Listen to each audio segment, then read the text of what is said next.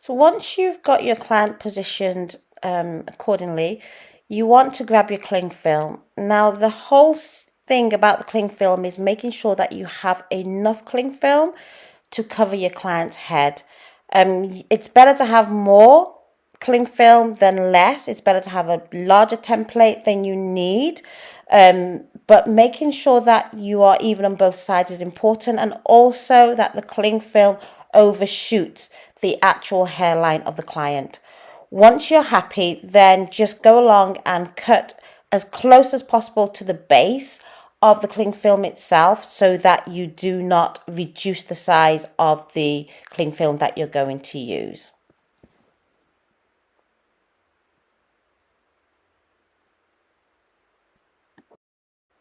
So position the cling film carefully over your client, and what you want to do is, like I said, make sure that it does overshoot the hairline just slightly. It doesn't have to be too much, but just sufficient enough so that when you actually start to create your template, you're not struggling for where to put the sellotape. Then what we're going to do is we're going to twist both sides of the actual cling film, just so that we can tighten it and get it sitting flush. You can also ask your client to hold one of the sides. I've used a grip there, but you can ask your client to hold one of the sides for you. And what I would say is that you just twist it. I'm left-handed, so the direction in which I'm twisting is probably opposite to the direction that you would twist. But the whole object of this is making sure that you are getting the cling film as taut as possible against the client's scalp. So once you are happy with that, then you just go ahead and you put a grip to secure it in place, and then we can start on the other side. Just going to show you a side view of me doing exactly the same thing.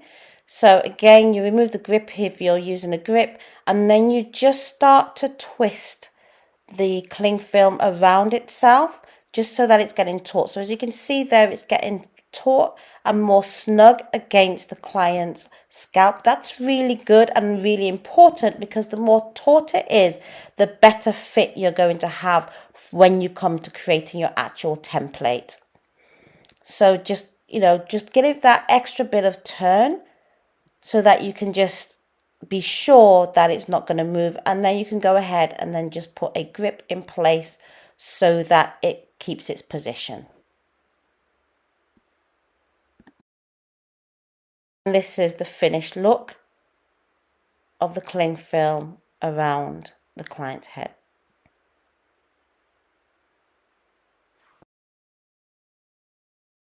So now you apply the sellotape.